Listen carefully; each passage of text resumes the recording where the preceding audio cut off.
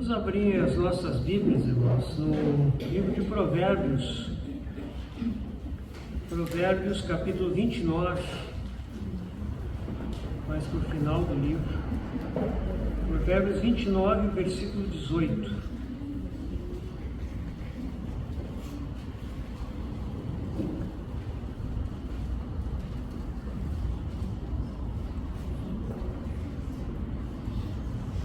Não havendo profecia, o povo se corrompe, mas o que guarda a lei, esse é feliz.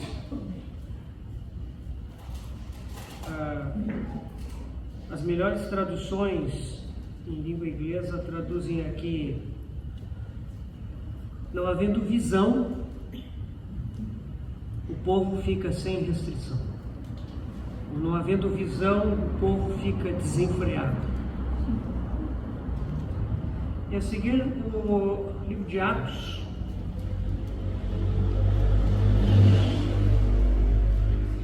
Atos, no capítulo 26, versículos de 13 a 9.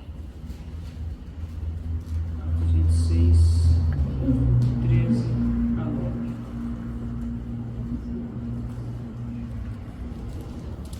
Ao meio-dia, ó rei, indo eu caminho fora, vi uma luz no céu, mais resplandecente que o sol, que brilhou ao redor de mim e dos que iam comigo.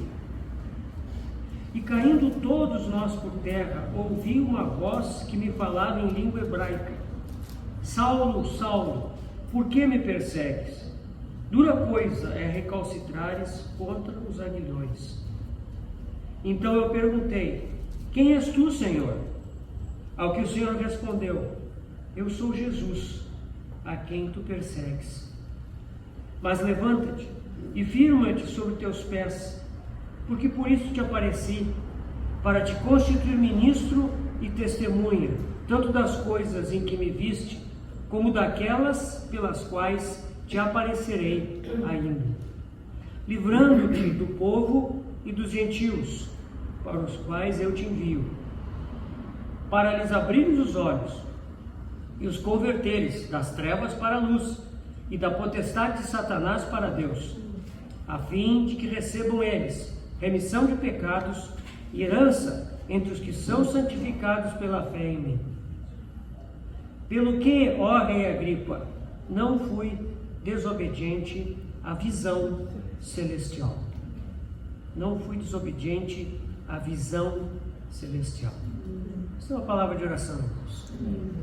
Senhor, nós estamos aqui diante da Tua palavra e nós rogamos, Senhor, que Tu, por meio do Teu Espírito, sopre sobre a Tua palavra, Senhor, mais uma vez, e torne ela algo vivo e operante, Senhor, para que a Tua vontade seja realizada em nossas vidas, como indivíduos, como famílias, como igreja Tua.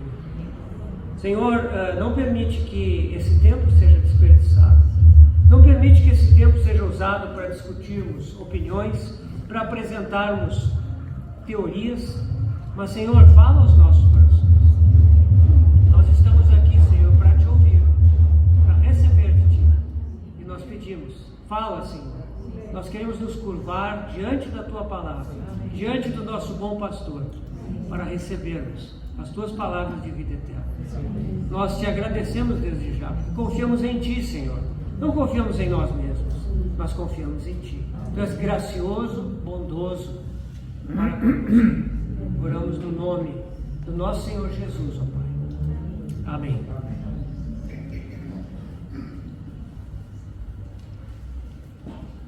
Eu gostaria de repartir com vocês, irmãos, aqui, sobre esse tema da visão celestial.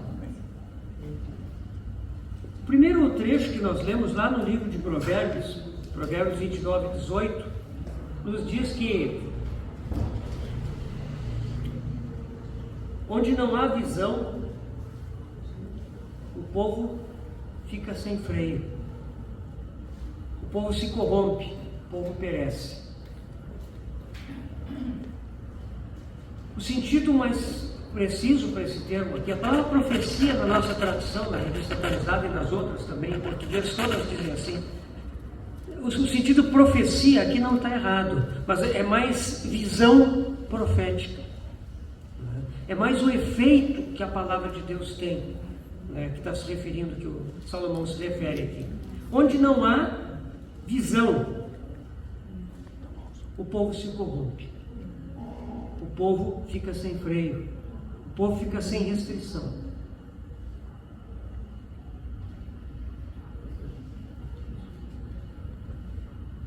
O que é essa restrição?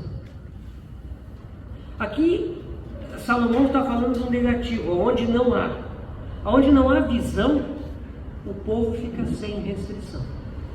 Aonde a visão de Deus não é clara, isso nos torna desenfreados. Isso nos deixa sem limites. Isso nos deixa soltos para ir para qualquer lado, qualquer direção. Isso nos deixa entregues ao nosso próprio saber, à nossa própria razão, ao nosso próprio sentimento. Então, a visão profética, a visão dada por Deus, ela visa nos dar um norte, um caminho. Quando nós não temos visão, nós ficamos sem restrição. Quase ninguém gosta de restrições. Nós não gostamos quando nos colocam limites em alguma coisa. O ser humano gosta muito de liberdade, de autonomia. E nós sabemos que em algumas coisas a liberdade é importante. Por exemplo, devemos ter liberdade de nas nossas casas ensinar os nossos filhos de acordo com o ensino do Senhor. Então existem algumas coisas para as quais a liberdade é importante. Mas aqui a referência é ao indivíduo, à pessoa. E a característica daquele que não tem visão é que a sua vida não tem restrição. A sua vida é uma vida solta, é uma vida que não tem limites. E a verdade é que quando nós não temos limites, significa que nós não temos referência alguma e, portanto, que nós estamos perdidos.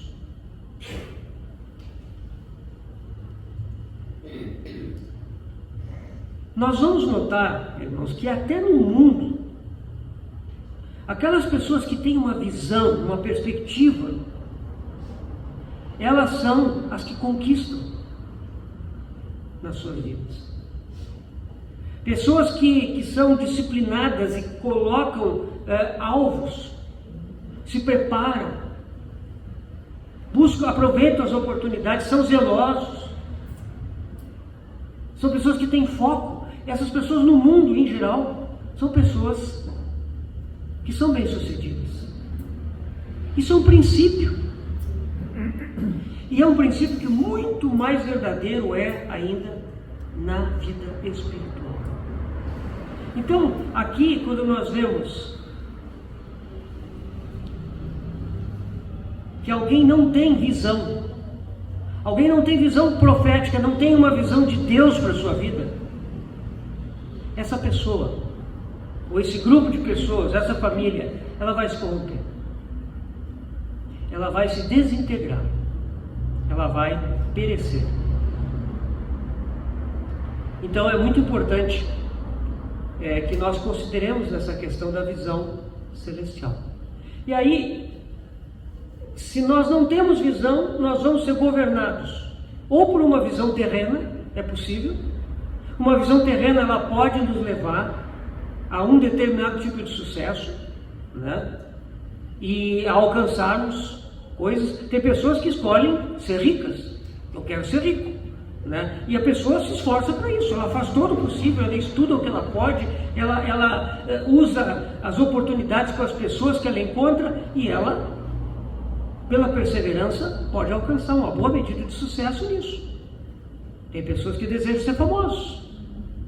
né? E que usam hoje em dia as ferramentas de internet, coisa e tal, para influenciar outros e desenvolvem projetos e alcançam sucesso.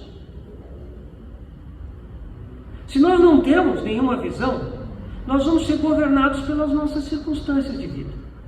Nós sabemos que sempre nós estamos cheios de circunstâncias ao nosso redor, necessidades, problemas, diversas situações, e muitas vezes, pela falta de uma visão, nós vivemos em torno das coisas que acontecem ao nosso redor. E é possível passar anos e anos de vida dessa forma, sem chegar a lugar algum aos olhos de Deus. Então, é muito importante que nós nos perguntemos nesse assunto de visão. Será que nós temos limites? Nós temos limites claros para a nossa vida? Nós estamos andando sob algumas restrições? Como eu falei, ninguém gosta disso, de restrição. Mas, por outro lado, a restrição, ela elimina as escolhas. E ela facilita muito o processo de decisões que nós tomamos na vida. Por isso é importante que nós, como cristãos, nos perguntemos: será que eu já recebi uma visão do Senhor para a minha vida? Se eu recebi essa visão, isso significa que eu estou debaixo de restrições. Eu estou debaixo de limitações. Por quê? Não é porque eu estou vendo proibido isso, proibido aquilo, não posso isso, não posso aquilo. Não é isso, irmãos. É porque se o Senhor nos dá uma visão, então nós estamos olhando para o alvo. E esse olhar para o alvo, ele nos dá um foco.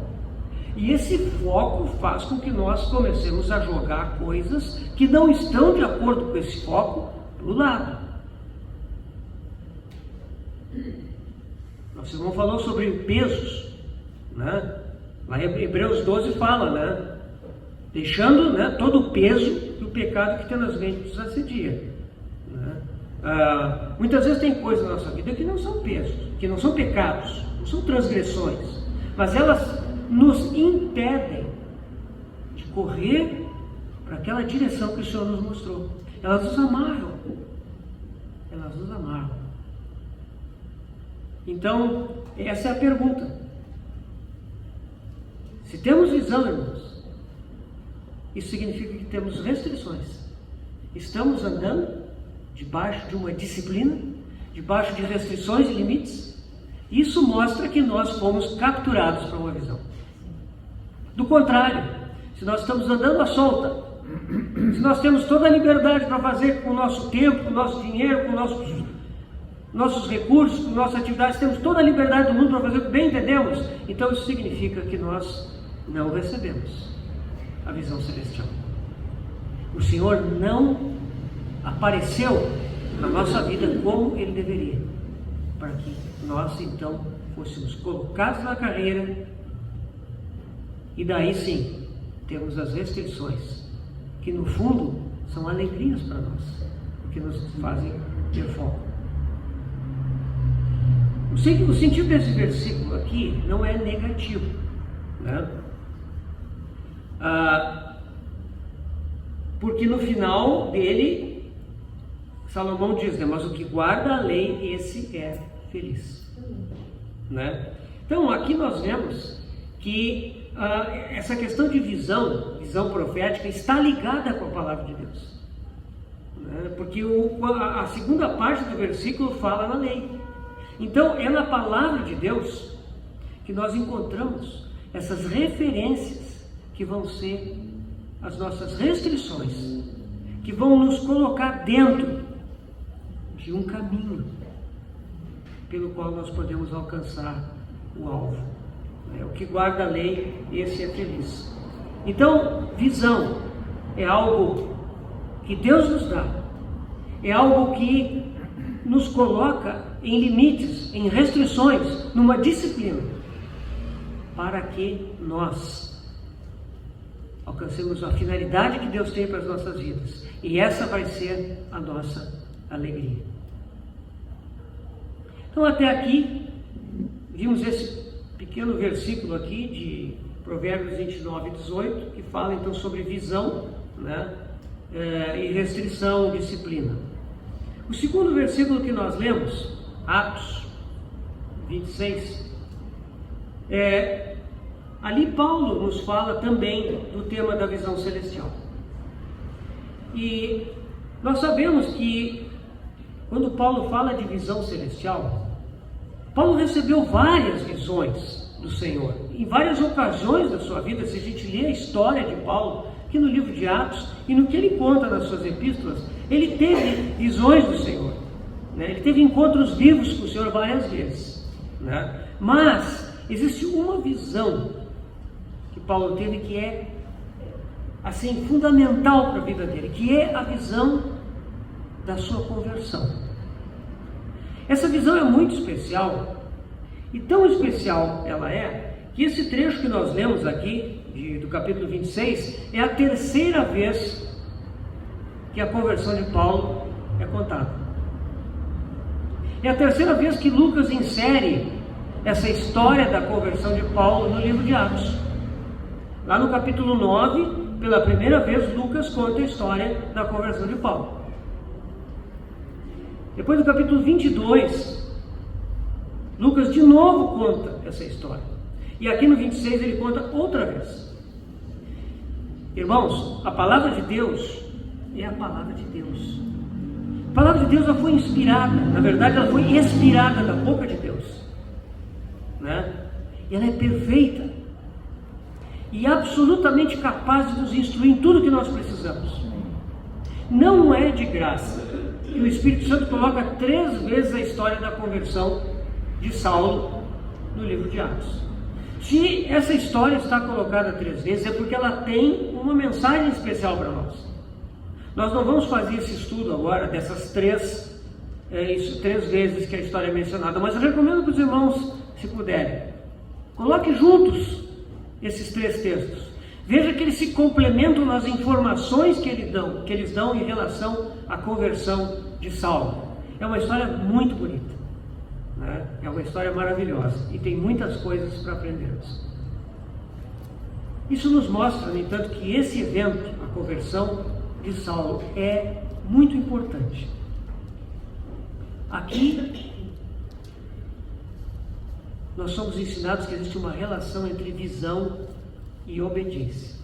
O último versículo do trecho que nós lemos, versículo 19 de Atos 26, diz assim: pelo que, ó rei Agripa, não fui desobediente à visão celestial. Uma visão nos é dada e existe um chamado para que nós sejamos obedientes a essa visão. Existe uma relação entre visão e obediência.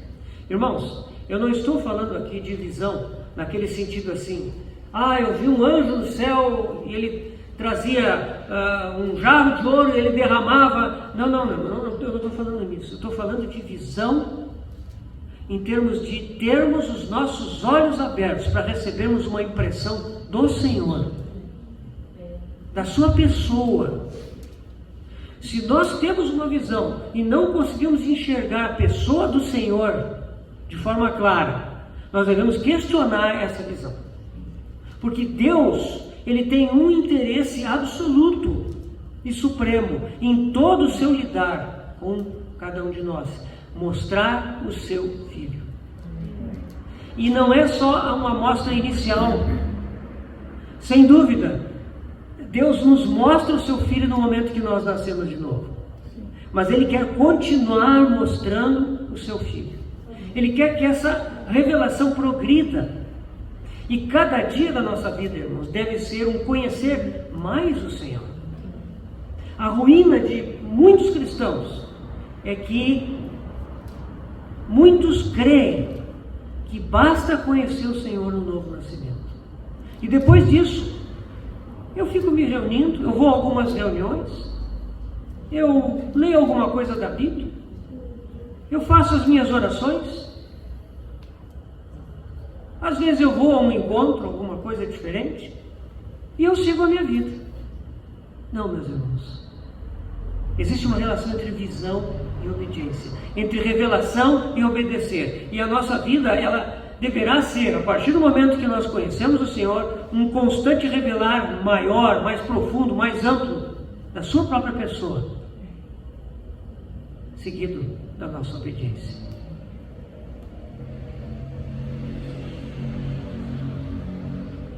Nós sabemos o que Paulo relata aqui, né? Era meio-dia e Paulo, junto com companheiros, né, estava de viagem para Damasco. De repente, veio uma grande luz, uma luz intensíssima. Irmãos, quando vem uma luz de noite, muito intensa, a gente até entende, né? Mas aqui era meio-dia. Era o momento mais cheio de luz natural do dia. No entanto, veio outra luz. Uma luz tremenda, como se fosse uma supernova, uma estrela explodindo. Algo tão intenso que eles caíram por terra, todos.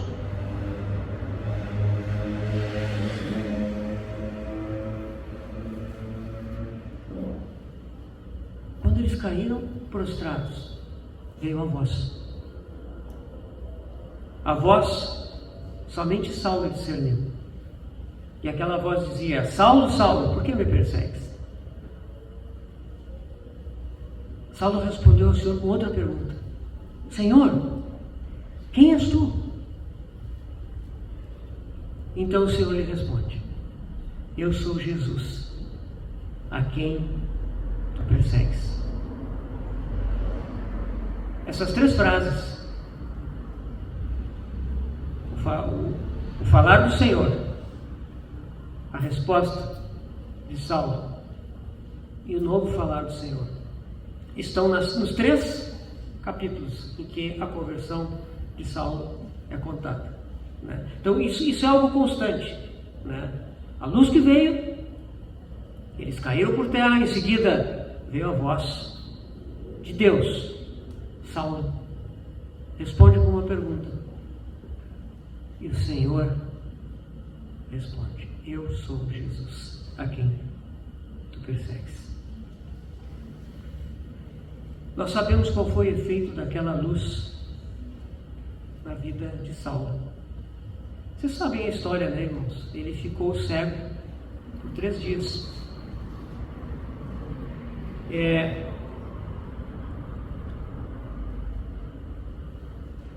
Quando nós olhamos para o sol, nós devemos ter cuidado, né? A gente olha para o sol e logo leva a mão, né, no rosto, e não devemos tentar fixar os olhos no sol radiante, porque isso pode causar danos sérios à nossa retina.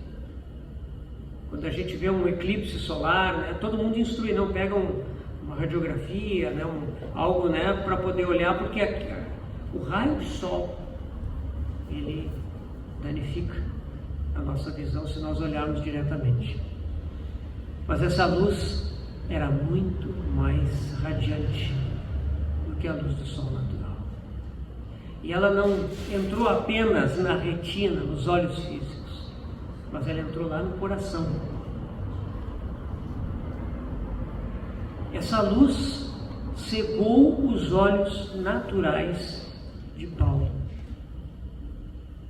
para que os seus olhos espirituais fossem abertos. Então, irmãos, a gente começa a ver em que consiste essa visão celestial que a palavra de Deus nos mostra. Ela vem, em primeiro lugar, para nos cegar para aquilo que é natural, para que então aquilo que é espiritual, a visão espiritual, possa ser aberta. Isso é um processo, isso não acontece de uma vez só, mas o objetivo é que os nossos olhos espirituais sejam abertos e nós possamos olhar as coisas do ponto de vista divino e não humano. Meus irmãos, se isso não acontecer conosco, e não é só uma vez, mas se isso não for um processo na nossa vida, nós não vamos conseguir ver as coisas do ponto de vista de Deus. Porque na nossa própria natureza, no nosso homem natural, constituição, como seres, corpo e alma, nós não temos capacidade para discernir as coisas de Deus. Isso é algo espiritual. E quando o Espírito nos foi dado, muitas pessoas imaginam, muitos crentes imaginam que quando eles recebem o Espírito Santo no novo nascimento, está tudo resolvido, agora é só ele viver. O Espírito está lá dentro. Mas o processo para que a vida do Espírito encontre caminho e se manifeste em nós é um caminho longo. E se nós não caminharmos esse caminho, essa vida vai ficar lá dentro, trancada, impedida, e nós não vamos conseguir enxergar as coisas de Deus. Meus irmãos, muitos crentes se escandalizam com os caminhos do Senhor. Acontece alguma coisa, eles se escandalizam e eles se afastam do Senhor. Por quê? Porque não há visão espiritual, porque a nossa visão ainda é muito centrada em nós mesmos, naquilo que nós podemos entender. Aí Deus faz alguma coisa e nós não entendemos, e nós, não, Senhor, eu sou teu filho, eu sou tua filha, como é que tu pode permitir que uma coisa dessa aconteça comigo? É para isso que nós precisamos de visão espiritual, porque nós vamos entender os caminhos do Senhor, vamos entender o que Ele está fazendo, e é só com essa visão, que é dada pelo Senhor, e é desenvolvida em nós pelo Seu Espírito, que nós poderemos compreender.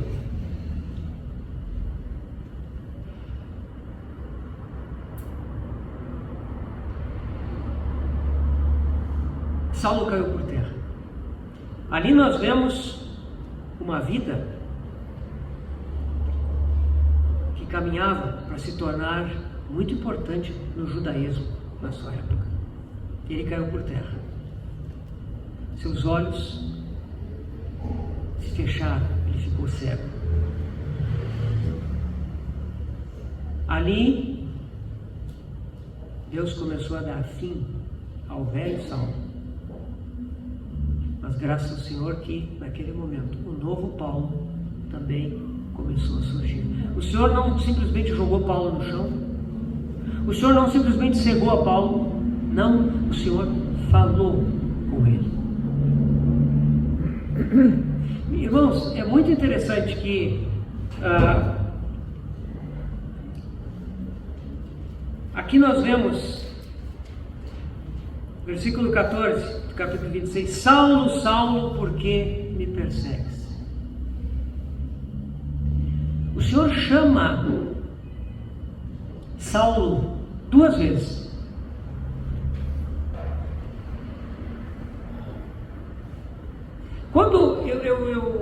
Quando eu chamo assim, Fernando, 2 vezes, é porque existe uma ênfase, existe uma certa urgência, existe algo importante. Saulo, Saulo, o Senhor chamou ele 2 vezes. Irmãos, na Bíblia toda existem 7 vezes que Deus chama uma pessoa 2 vezes. Isso é muito interessante. Juntar essas 7 vezes e estudar, não vamos fazer isso hoje, não dá. Mas isso é algo muito proveitoso, né? Deus fez isso com Abraão, Deus fez isso com Jacó, Deus fez isso com Moisés, Deus fez isso com Samuel, Deus fez isso com Marta, Deus fez isso com Pedro, Simão, e Deus fez isso com Saulo. 4 vezes no Antigo Testamento, 3 vezes no Novo. Deus chama 2 vezes. É algo muito bonito quando o Senhor pronuncia o nosso nome 2 vezes. Vocês lembram ali Samuel, né? Samuel não estava entendendo.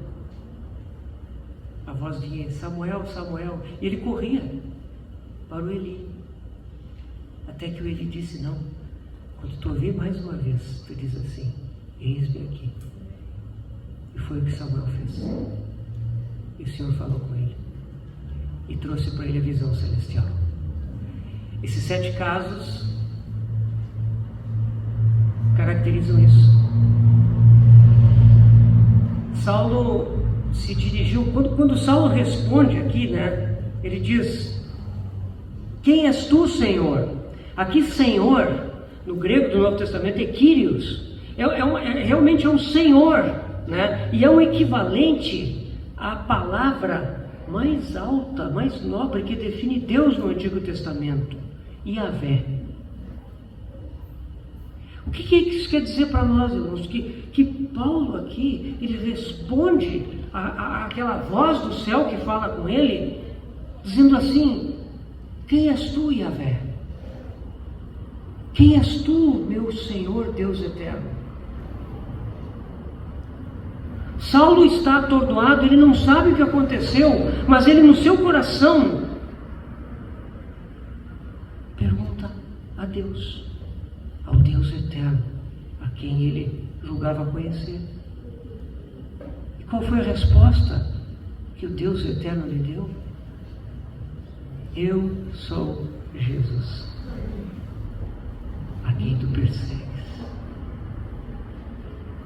Essas palavras fizeram desmoronar o velho Saulo e começaram a construir um novo tom. Quando nós falamos de Yahvé, do nome de Deus, não temos como deixar de lembrar do exemplo de Moisés. Lá em Êxodo 3, Êxodo capítulo 3, nós temos a história de Moisés. Meus irmãos, os paralelos entre a conversão de Saulo e o chamamento de Moisés são muito interessantes. Êxodo 3, de 1 a 8, diz assim: apacentava Moisés o rebanho de Jetro, seu sogro, sacerdote de Midian. E levando o rebanho para o lado ocidental do deserto, chegou ao monte de Deus, a Horebe, Monte Sinai. Apareceu-lhe o anjo do Senhor, numa chama de fogo, no meio de uma sarça. Para simplificar, sarça é um arbusto pequeno do deserto, né? Em geral meio seco, né? Apareceu uma chama de fogo no meio daquele arbusto. Moisés olhou e eis que a sarça ardia no fogo e a sarça não se consumia. Então disse consigo mesmo: irei para lá e verei essa grande maravilha. Por que a sarça não se queima? Vendo o Senhor que ele se voltava para ver, Deus, do meio da sarça, o chamou e disse: Moisés, Moisés. Ele respondeu: eis-me aqui. Deus continuou: não te chegues para cá, tira as sandálias dos pés, porque o lugar em que estás é terra santa. E disse mais: eu sou o Deus de teu pai, o Deus de Abraão, o Deus de Isaque e o Deus de Jacó. Moisés escondeu o rosto, porque temeu olhar para Deus. Disse ainda o Senhor: certamente vi a aflição do meu povo que está no Egito. Ouvi o seu clamor por causa dos seus exatores. Conheço o seu sofrimento. Por isso desci, a fim de livrá-lo da mão dos egípcios, e para fazê-lo subir daquela terra a uma terra boa e ampla, terra que mana leite e mel, lugar do cananeu, do Eteu, do Amorreu, do Ferezeu, do Eveu e do Jebuseu. Pulando para o versículo 14. Disse Deus a Moisés: eu sou o que sou. Disse mais: assim dirás aos filhos de Israel: eu sou, me enviou a vós outros. Disse Deus ainda a Moisés: assim dirás aos filhos de Israel: o Senhor, o Deus de vossos pais, o Deus de Abraão, o Deus de Isaque, o Deus de Jacó, me enviou a vós outros. Este é o meu nome eternamente, e assim serei lembrado, de geração em geração. Então, aqui nós vemos a semelhança entre Moisés e Saulo. Quando Moisés teve essa visão, isso aqui é uma visão celestial também. Ele estava terminando um período de 40 anos da sua vida. Vocês sabem, né, irmãos, que Moisés viveu 3 ciclos de 40 anos. Os primeiros 40 anos ele viveu no Egito. E quando ele tinha 40 anos, ele resolveu então tentar ajudar Deus a cumprir o seu propósito com o povo de Israel. E por causa disso, ele teve que fugir para o deserto. Ele assassinou um egípcio e teve que fugir para o deserto. E lá ele encontrou Jetro, sua família. Jetro era pastor e ele se tornou um pastor de ovelhas no deserto do Sinai. Depois desse segundo ciclo de 40 anos, então Moisés tem essa visão. Meus irmãos, se vocês lerem lá em Atos, no capítulo 7, o discurso de Estevão, lá vai dizer que Moisés era um homem versado em toda a ciência dos egípcios. Lembre quem foi Moisés? Moisés, ele escapou, da morte, porque ele foi tomado pela filha de Faraó, o rei do Egito, e ele foi criado por ela. Obviamente, ele era filho de uma princesa e ele foi privilegiado com todos os estudos. Moisés certamente era um homem versado na ciência, na arte, na medicina, na ciência militar. Ele deveria ser um engenheiro, um arquiteto. Ele deveria ter todas as capacidades que os jovens da família real, que demonstram condições, são treinados. Ele era um homem cheio de sabedoria. Ele estava já naquela perspectiva de assumir um grande posto no Egito. Mas então, ele tinha no seu coração também o seu povo. E ele resolveu agir, mas agiu por conta própria. O Senhor não podia abençoar isso. E ele teve que fugir. Moisés levou 40 anos crescendo no Egito e precisou de 40 anos para que aquelas coisas do Egito, aquelas impurezas, aquelas ciências humanas fossem purificadas, para que Deus pudesse usar. Não sejamos radicais, irmãos. Eu não estou aqui dizendo que tudo que Moisés fez nos seus 40 anos no Egito foi agora arrancado da vida dele. Não. Como é que vocês acham que Moisés conduziu mais de 1 milhão de pessoas por 40 anos no deserto? Como é que Moisés gerenciou tudo aquilo? Nós sabemos que Deus o capacitou, mas o seu treinamento no Egito foi fundamental. Acontece que sem o trabalho purificador de Deus, sem a disciplina do Espírito Santo, ninguém pode usar qualquer capacidade humana a serviço de Deus.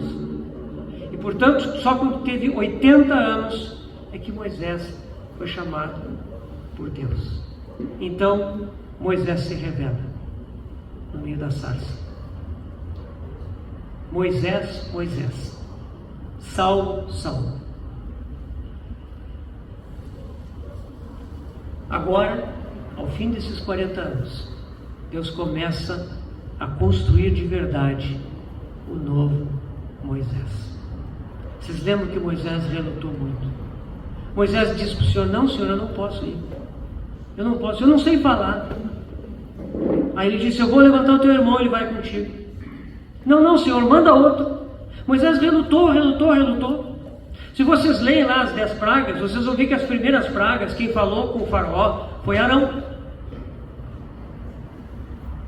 Se não me engano, as 2 primeiras. Depois Moisés assume. Então a gente vê um processo. Deus está ganhando o coração de Moisés.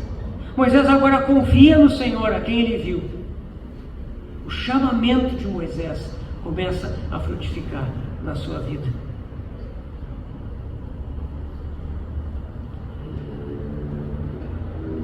A revelação de Deus mudou a vida de Moisés. Quem foi que se revelou a Moisés no deserto? O versículo 2 diz, do 3 nos diz que foi o anjo do Senhor. Meus irmãos, quem é o anjo do Senhor? É o nosso Senhor Jesus. Só Ele pode declarar o nome de Deus. Só ele poderia dizer para Moisés: eu sou o que sou. Nós sabemos que Deus ninguém jamais viu a Deus. Lá no primeiro capítulo de João, nós vemos isso. João fala isso, né? Ninguém jamais viu a Deus. O Filho unigênito que está no seio do Pai é que o revelou. Ninguém jamais viu a Deus. Quem Moisés viu naquela chama foi o Senhor Jesus.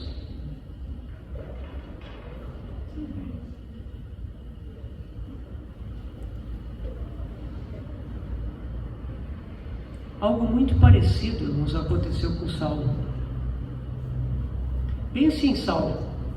Saulo nasceu em Tarso. Tarso era uma cidade grega. Uma cidade onde se falava a língua grega, se ensinava a cultura grega. Mas era uma cidade grega debaixo do domínio romano. Paulo aprendeu, era fluente no grego. Escrevia grego, tanto que ele escreveu suas epístolas em grego. Ele certamente aprendeu desde criança, lá em Tarso, a falar e escrever grego. Mas ele também vivia debaixo da cultura romana, da política romana, tanto que ele recebeu cidadania romana. Seus pais eram judeus, mas seus pais eram romanos. A gente não sabe se os pais de Paulo receberam por algum serviço prestado ao Império Romano a cidadania, ou se eles compraram, que era possível comprar, exigia muito dinheiro, mas Paulo não. Ele recebeu por direito de nascença. Então ele era um homem de cultura grega, era cidadão romano, mas ao mesmo tempo Paulo foi ensinado. Seus pais eram judeus tementes a Deus. Ele foi ensinado segundo a palavra do Antigo Testamento. E quando ele chegou na idade apropriada, provavelmente no seu bar mitzvah, quando tinha 12 anos, ele foi enviado para Jerusalém. Paulo estudou em Jerusalém, sob a orientação de Gamaliel.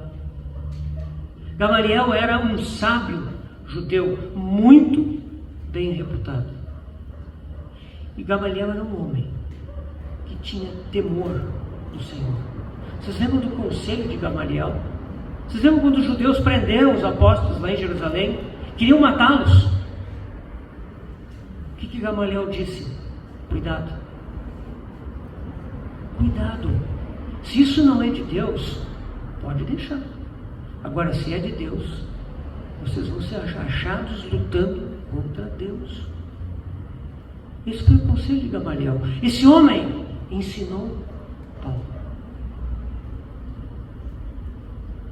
Paulo. Saulo, na verdade, ele era um homem de 3 mundos. Mais ou menos como Moisés, que adquiriu toda a cultura dos egípcios, mas manteve a sua fé. Ele voltou para Jerusalém e agora ele estava a caminho de se tornar um homem grande, um homem destacado no Sinédrio. Mas então, o Senhor se atravessou no caminho de Paulo. O Senhor, de alguma forma, cruzou na frente dele. Saulo percebeu que aqueles cristãos estavam ganhando muitos judeus, tirando muitos judeus da fé judaica. E Paulo começou a enfrentá-los. Quando ele ouviu o discurso de Estevão, aquilo tocou profundamente no coração de Saulo. Irmãos, se vocês lerem ali o capítulo 7 de Atos, ali tem várias coisas. O Estevão, ele termina dizendo algumas coisas como, chamando eles de incircuncisos de coração e de ouvidos, dizendo que eles sempre resistiam ao Espírito Santo, dizendo que eles estavam fazendo a mesma coisa que seus pais fizeram no passado. Seus pais haviam matado os profetas que previam a vinda do Senhor. E agora eles estavam ali, eles haviam matado o autor da vida.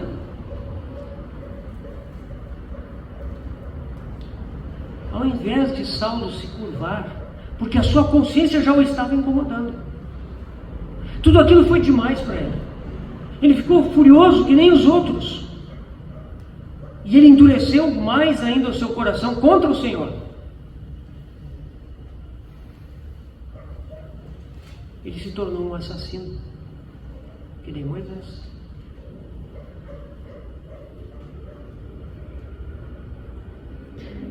Quando Estevão completou seu discurso, vocês lembram que a palavra nos diz que os judeus rilhavam os dentes, né? Sabe, eles estavam tão furiosos que eles colocavam os dentes uns contra os outros, eles estavam assim, ensandecidos. E foram então levar Estevão para ser apedrejado.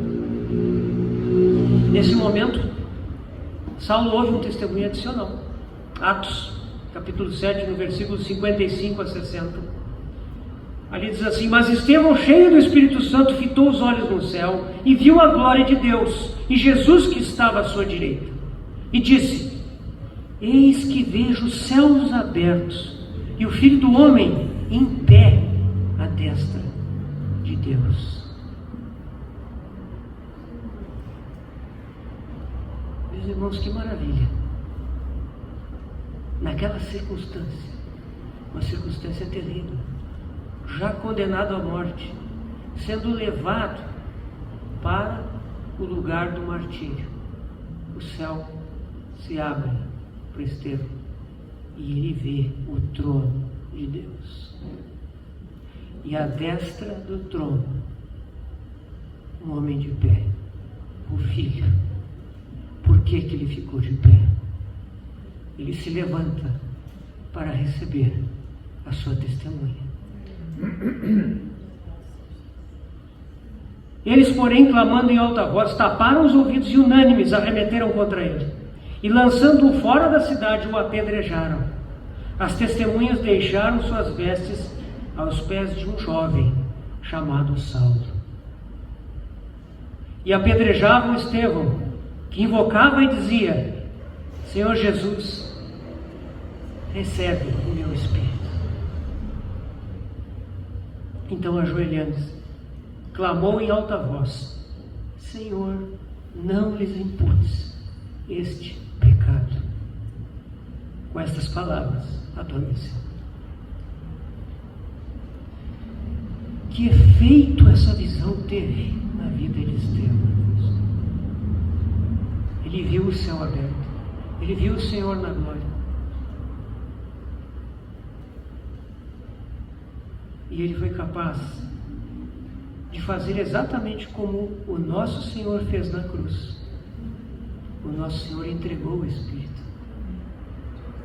E o nosso Senhor também, antes de entregar o Espírito, ele disse: Pai, perdoa-lhes, porque não sabem o que fazem. A visão de Cristo transformou este homem Estevão, para que ele terminasse sua jornada de uma forma gloriosa. Isso não foi mágica naquele momento.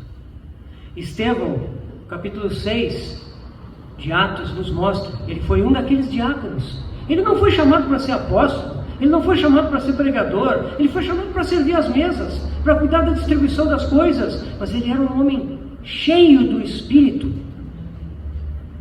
cheio do Senhor. E ele conhecia o Senhor. Por isso que a sua vida termina assim.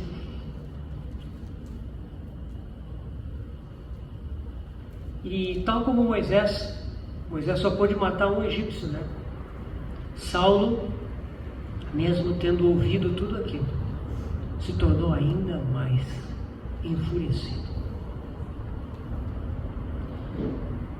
Meus irmãos,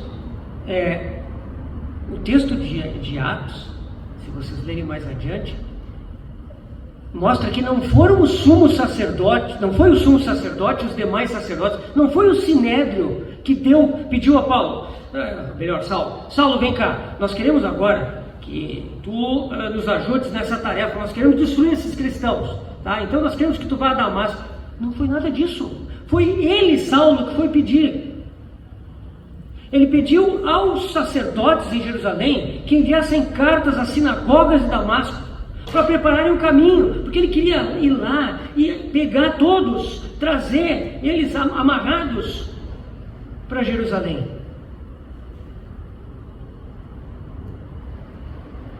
Saulo tinha um zelo pelo Senhor, mas um zelo sem entendimento. E esse zelo levou a ficar enfurecido, enlouquecido. Ele se tornou um assassino. Ele mesmo confessa, ele conta, ele é muito aberto. Em Gálatas, escrevendo aos Gálatas, capítulo 1, versículos de 13 a 14, olha o que ele diz: porque ouvistes qual foi o meu proceder outrora no judaísmo, como sobremaneira perseguia eu a igreja de Deus e a devastava. E na minha nação, quanto ao judaísmo, avantajava-me a muitos da minha idade, sendo extremamente zeloso das tradições de meus pais. Saulo era extremamente zeloso das tradições do judaísmo, mas Deus queria que esse zelo fosse só para ele.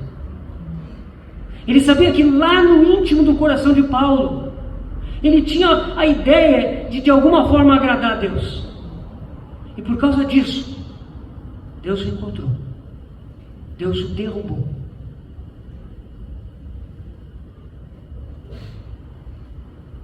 E foi quando ele perguntou: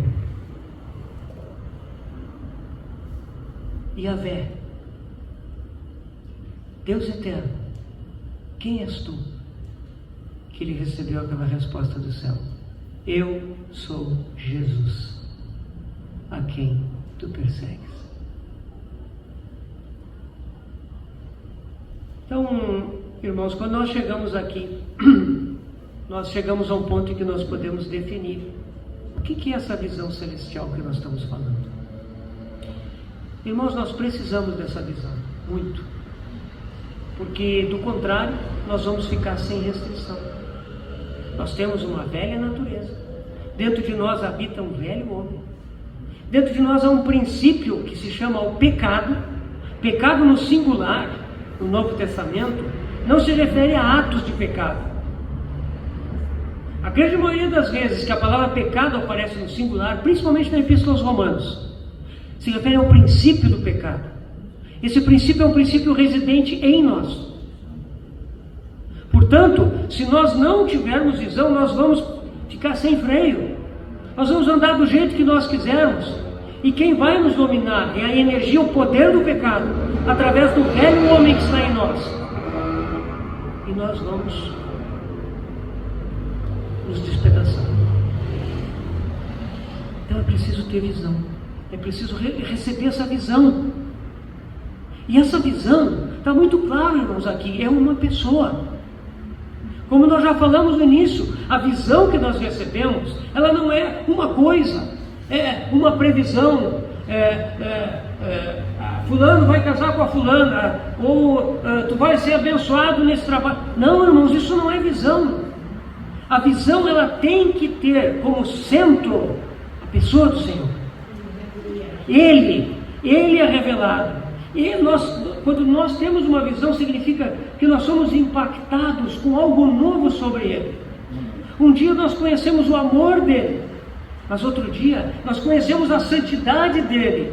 Aí outro dia nós conhecemos o poder dEle.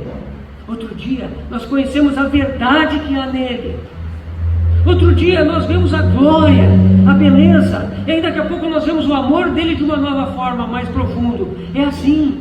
Nós vamos tendo de revelação em revelação, cada vez mais, nós somos enchidos com Ele. E essa visão, ela nos impacta, essa visão nos derruba, ela deve nos derrubar, irmãos. Se o Senhor não nos derrubou, e eu não estou falando aqui em experiência mística, chamar os irmãos aqui para frente, levantar as mãos, os irmãos começam a cair, nada disso, irmãos. Não, quem tem que cair é lá dentro de nós, entende? Nós temos que realmente, diante do Senhor, desmoronar para nós mesmos, para que Ele nos reconstrua a imagem do seu Filho. Isso é a visão celestial. Isso é o que aconteceu com Moisés. Isso é o que aconteceu com o apóstolo Paulo.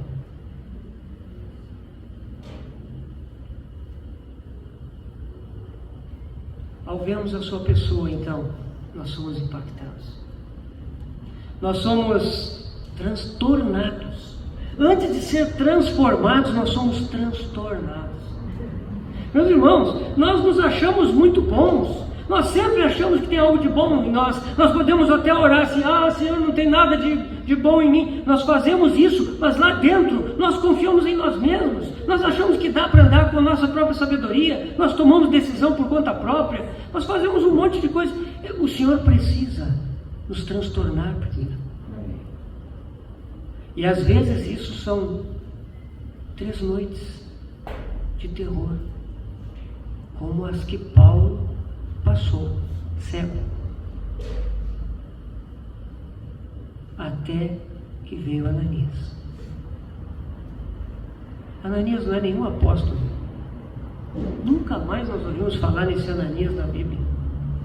Ele era um irmão, um membro do corpo, muito corajoso. Inclusive, ele disse para o Senhor, quando o Senhor chamou ele para ir lá: Senhor, esse homem vem aqui para nos destroçar. Não, vai lá, Ananias. E Ananias foi. E ele começou a oração dizendo: Saulo, irmão. Porque ele sabia o que o Senhor já tinha feito na vida dele. Às vezes são aquelas 3 noites. No caso de Moisés, demorou 40 anos. Nós não sabemos, mas o Senhor quer fazer isso conosco, porque Ele nos deseja só para Ele, só para Ele, para estarmos com Ele, para estarmos na Sua presença e cooperarmos com Ele. Nós descobrimos então que Ele é o nosso pastor, que Ele é aquele que cuida de nós. Nós descobrimos que todo o nosso sofrimento é tão pequeno, porque tinha por objetivo algo tão glorioso: a nossa transformação. Essa é a visão celestial. Irmãos, será que já passamos por essa experiência? Será que nós já tivemos aquele momento em que nós fomos realmente cegados pelo Senhor? Será que já permitimos que o Senhor nos coloque por terra? Ele não vai fazer isso sem falar conosco, sem dizer assim: sou eu. Não tema, não se desespere, sou eu estou aqui, eu sou Jesus, a quem tu persegues. E é assim que Ele faz conosco, e o resultado disso é glorioso. Irmãos, o Senhor nos amou tanto. O Senhor pagou um preço muito alto, incalculável, para nos ter para Ele. O Senhor já perdoou todos os nossos pecados. O Senhor não esperou nós dizermos para Ele que nós queríamos nos converter. Não, Ele fez isso muito antes. Antes de nós dizermos para Ele qualquer coisa, o Senhor já havia perdoado todos os nossos pecados. O apóstolo João nos diz na sua epístola: Ele é a propiciação pelos nossos pecados, e não somente os nossos, mas os do mundo inteiro. Ele carregou sobre esse pecado. Esse é o amor do Senhor, um amor que não mede, ele não é dado por medida. O Senhor nos tirou do império das trevas, nos arrancou do domínio de Satanás e nos colocou no reino do Filho do seu amor. Ele nos tirou de uma fútil maneira de viver e nos trouxe para Ele. Ele nos deu a sua própria vida. Irmãos, Ele não somente nos salvou. Glória a Deus porque nós somos salvos. Mas Ele nos deu a sua vida. A sua vida habita em nós. Cristo vive em mim. Em cada um de nós. Ele fez tudo isso por nós. Então, irmãos, Ele não quer apenas que nós nos contentemos com sermos salvos do inferno, com uma promessa distante de que um dia nós vamos estar com Ele na glória. Ele nos quer hoje. Ele tem algo para nós hoje. Ele quer que nós experimentemos essa vida eterna que nos foi dada. Hoje, agora.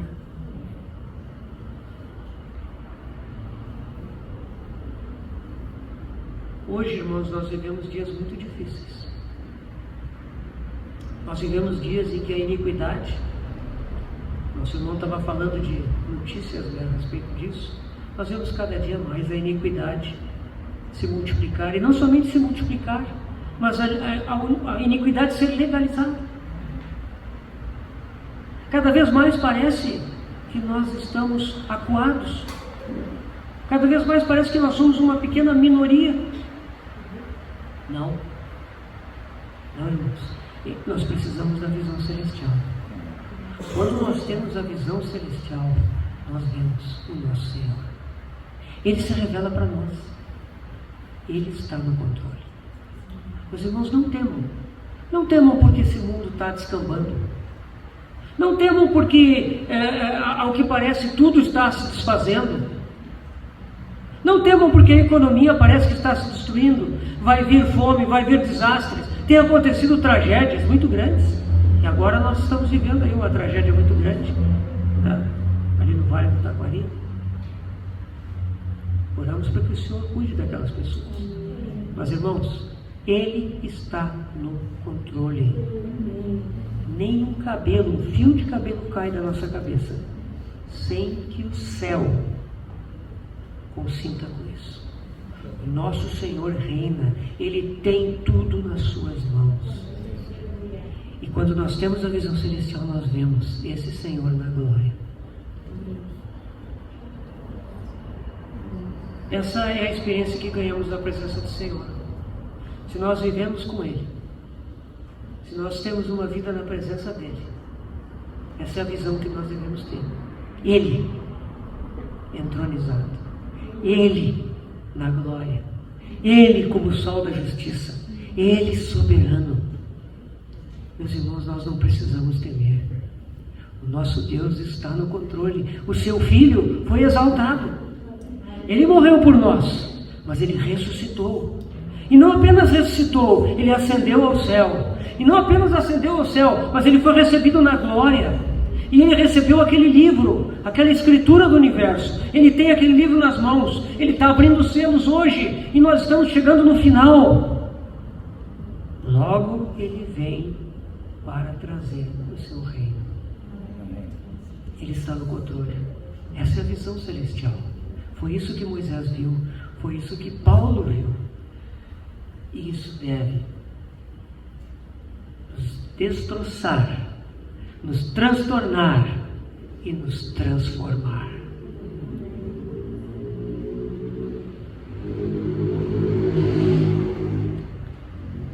Enoque foi um homem que andou com Deus. Enoque é um personagem bíblico muito interessante. Nós não precisamos ler lá em Gênesis quando fala dele. Mas Enoque está naquelas gerações, né, que acabaram em Noé. Né? E Enoque, se diz muito pouca coisa dele ali em Gênesis. Mas nos 3 ou 4 versículos que fala sobre Enoque, diz 2 vezes que ele andou com Deus.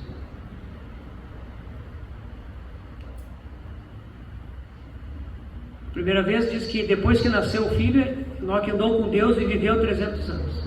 Teve filhos e filhas. Em seguida diz assim, Enoque andou com Deus e já não era. porque Deus o tomou. Meus irmãos, o propósito de Deus é esse. Que nós andemos com Ele. Andemos com Ele. Andemos com Ele até aquele momento em que, pela constante comunhão com Ele, pelo constante andar com Ele, Ele nos diz assim: eu não quero mais te repartir desse mundo. Vem para cá, para estar comigo. Esse é o espírito do arrebatamento. Quando Estevão estava lá, recebendo aquelas pedras, nós podemos nos imaginar a nós mesmos colocados naquela situação. O que seria de nós, né?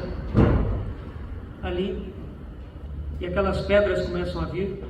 E não pense que isso não era pedrinha, não. Deviam pegar a pedra mesmo. Para matar alguém, né? Tem que acertar várias pedradas na cabeça. É uma morte terrível. Como foi que Estevão conseguiu dizer aquelas coisas que ele disse? Foi porque ele viu o Senhor. Meus irmãos, quando nós vemos o Senhor, quando o céu se abre, o trono de Deus aparece e o Filho de Deus está de pé, nos aguardando. Ah, meus irmãos, que visão que nos dá segurança. Nós não queremos outra coisa senão que o Senhor nos estenda a mão para nós irmos para lá. Essa é a visão celestial. O Senhor se tornar real para nós, para o Senhor se tornar concreto para nós. Essa é a obra do Espírito Santo hoje, irmãos, na nossa comunhão com Ele. Que possamos vê-lo de forma real e dessa forma desejá-lo, desejar andar com Ele no espírito do arrebatamento até que Ele venha. Que o Senhor nos abençoe e nos dê essa experiência da visão celestial. Essa visão nos emancipa dessa terra. Evidente, nós temos o nosso trabalho, nós temos esposa, marido, filhos, pais, nós temos tantas coisas, empresa, ocupações, nós temos o nosso trabalho. E é lícito que nós sejamos bons testemunhas de Deus nessas coisas todas. Mas, irmãos, quando nós vemos o Senhor, todas as outras ambições terrenas, projetos terrenos, deleites terrenos, caem por terra. Porque nós vimos aquele que vive para sempre. Aquele que, sendo Deus, se fez homem e nos amou com amor eterno e nos salvou completamente. E hoje, como sumo sacerdote, vive para interceder por nós. Ele nos ama. E essa visão dele nos liberta, nos tira a ansiedade, nos tira a preocupação, nos faz andar, como diz Abacuque, com pés como de corça nos lugares altos. Que essa seja a nossa experiência, irmãos. Busque ao Senhor, peça isso ao Senhor. O Senhor vai te dar a visão celestial para que nós possamos andar cada vez mais perto dele. Vamos orar. Amado Senhor, nós te louvamos pela tua palavra. Senhor, nosso desejo é que, quando consideramos essas coisas na visão celestial, isso não seja para nós apenas uma filosofia, uma poesia, ou uma teologia, ou uma lembrança vaga no futuro. Um dia eu ouvi uma coisa assim. Não, Senhor, nós queremos ser exercitados dia a dia nessa realidade de ver-te, de ter os céus abertos para te ver como tu és, Senhor, para ser impactados na nossa vida, Senhor, e sermos transformados. Senhor, faz isso conosco. Hoje a tua igreja precisa muito disso, Senhor, te conhecer verdadeiramente, te conhecer e seguir te conhecendo, como diz o profeta. Ó Senhor, faz isso conosco. Sabemos que esse é o teu desejo, Pai, e é por isso que nós te pedimos e confiamos na tua resposta, orando no nome do teu Filho Jesus. Amém. Amém.